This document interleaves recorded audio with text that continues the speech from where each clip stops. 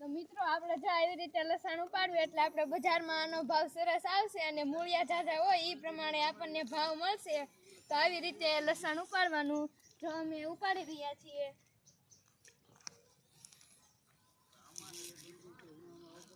આવા મૂળિયા આવવા જોઈએ એટલે સરસ ભાવ આવશે અને આને ધોઈને સાફ કરીને પૂળિયા વાળીને આ પીળા પાંદડા આપણે તોડી નાખીએ એટલે આપણને ભાવ સરસ મળવાનો છે. તો હવે આપણે ફટાફટ ઉપાડી લેવી.